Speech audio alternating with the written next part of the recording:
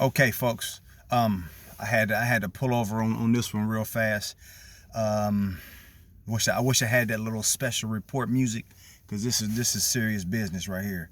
I can't remember what just ignited this thought or this download actually, but it happened, and I'm gonna go ahead and go with it. So this is this is relating to um, well, you'll see the caption, but you know what? Let me just go through it. Let's go to 1 Samuel chapter 8. So this is about Israel asking for a king. Israel asking for a king. So I'm just going to start at verse 6. It says, "But when they said, 'Give us a king to lead us,' this displeased Samuel. So he prayed to the Lord, and the Lord told him, 'Listen to all that the people are saying to you.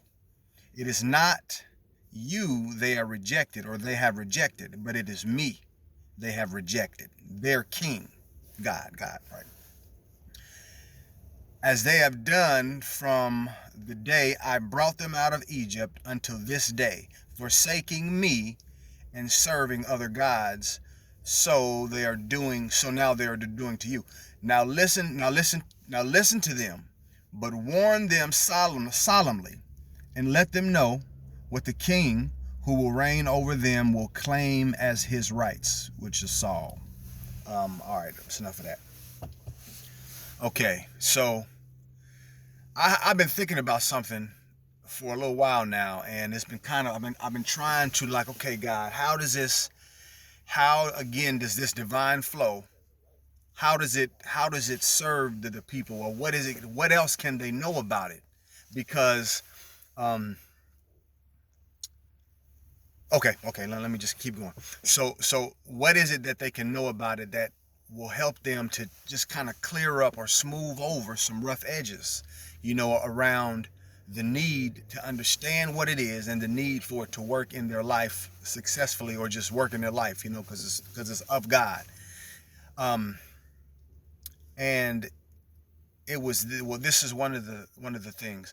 The thing about serving a king, to appointing a leader, to relinquishing your God-given birthright of guidance, of intuition, of direction over to somebody else.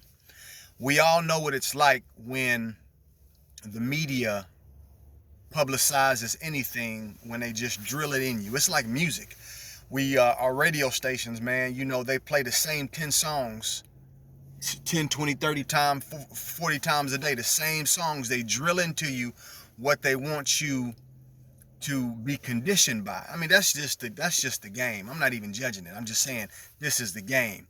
So when you allow people to rule over you, to dictate everything that's going on around you, then you're always going to be subject. Because remember, everything is a seed. Everything is a seed. So you're always going to be subject to somebody else's plan.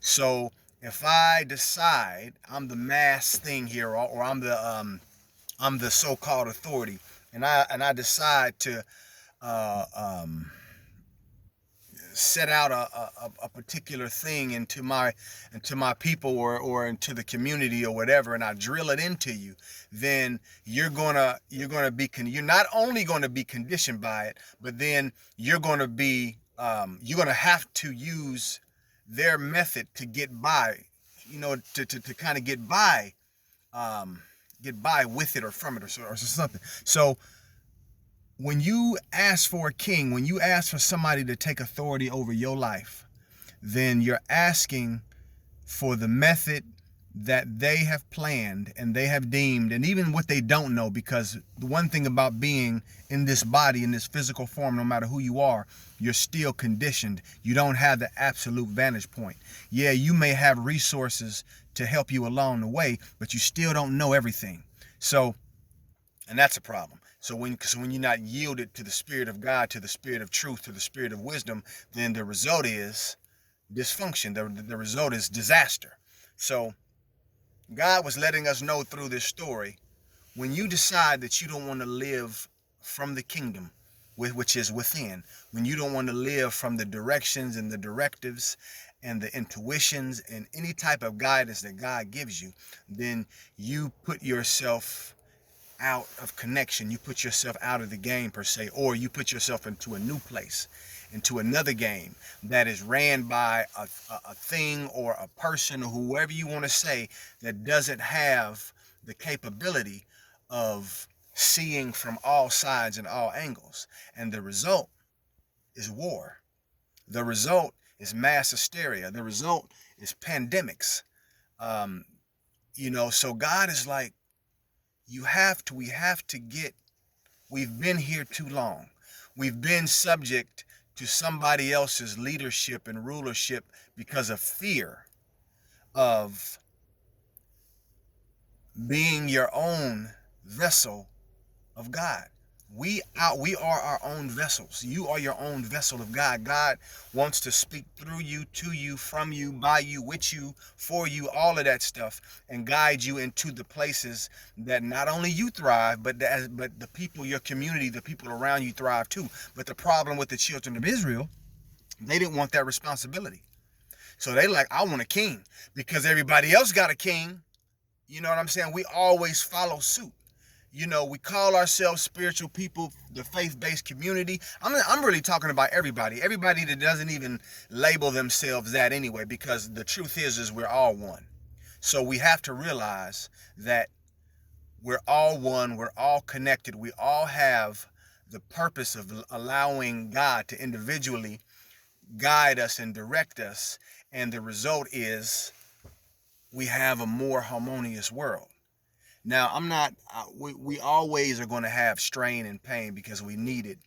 And I'm not going to say no extreme stuff, but we need it to move forward. But all I'm saying is, I'm the first person. I don't get into the president stuff, Trump stuff. Because I don't believe in it. What I believe is this: you wanted a king, you got a king. You want somebody to rule over you because of the fear that you think things you don't know. And I'll tell you the truth. I'll be the first to admit, sometimes I think about, I like the Walking Dead. So sometimes I think about, man, what if the world turned out like that? Who would I be in this world? You know what I'm saying? Would I be the person that could freaking MacGyver? You know what I mean? You making air conditioning out of wires, or you making heat? I don't know. I can't do none of that stuff. You know what I'm saying? I'm not even no good builder. I can't even mow grass good. You know what I mean? But so you kind of wonder, who would you be? But those are the kind of thoughts that you focus on that kick you out of the game, because you're so worried about what you don't know or what you think you don't know. So it makes you blind to the fact that you have the thing that built the universe inside of you. You have the thing that created the solar systems and all of this stuff. You have the thing that is immeasurable and working inside of you. So you cannot know not nothing. I don't even know if that makes sense. You know what I'm saying? So you can do all things. And the other thing is, we're still a community. So people have different gifts or whatever that they bring to the whole, you know what I mean? To the pot of the gumbo. You do too. But the result of fear is allowing somebody else to rule over you. So now you have to deal with the bombardment of an immeasurable amount of media, of seeds that make you believe in what they're saying. So now, because you believe in it, you have to go with what they say you have to do. And as a result of that, slavery. And I'm talking about slavery on the worst side. Spiritual slavery. Spiritual imprisonment. And remember, it's the invisible that creates the visible. And that's not even religious. That's facts.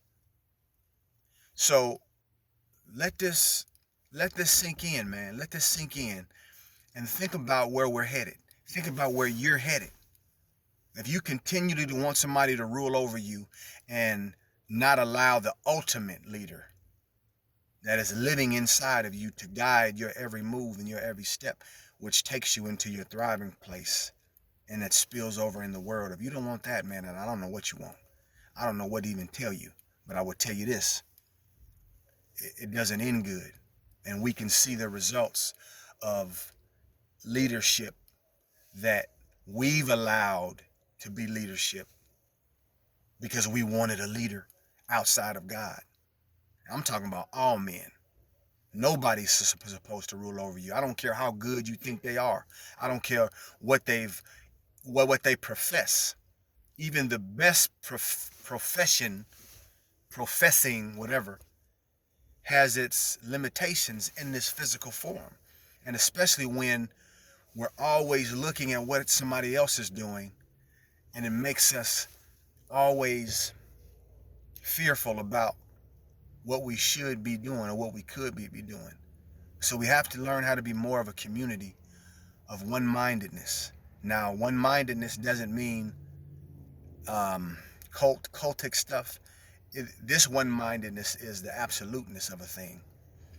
God is in you. God lives within you. God wants to show you everything that God wants to show you so that we can move beyond where we are now. That's it. Rising Ground Church, Pastor Jamal. I'll talk to you. Peace.